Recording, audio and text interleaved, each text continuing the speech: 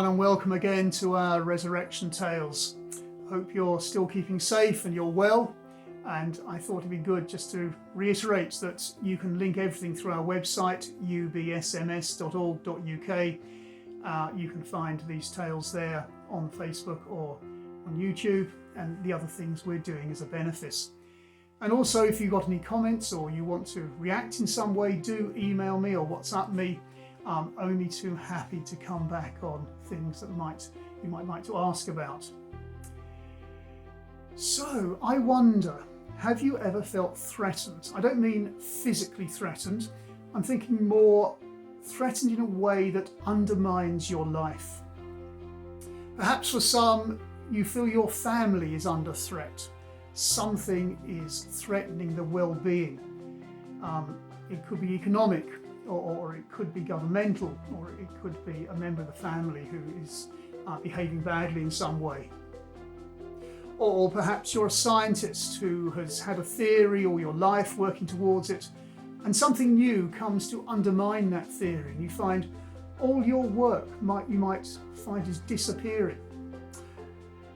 Or perhaps you are in a work situation where someone is threatening your position.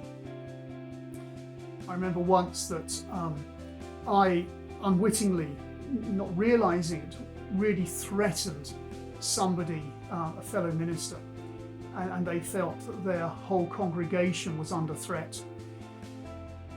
And they behaved really badly, I have to say, really badly. And in actual fact, they lied. When we're under threat and under that kind of pressure, we're tempted to do all kinds of bad things.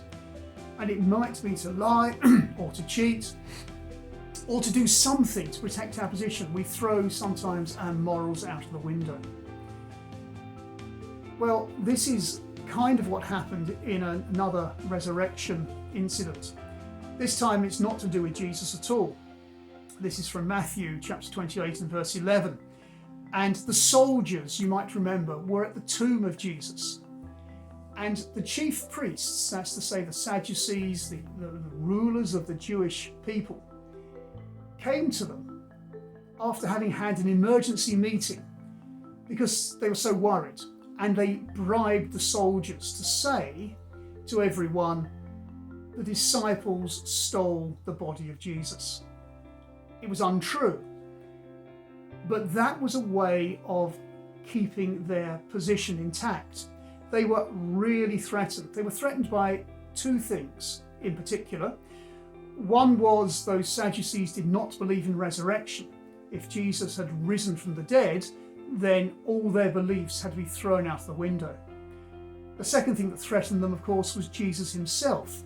If he was the Messiah, then again, everything they stood for, all their power evaporates overnight.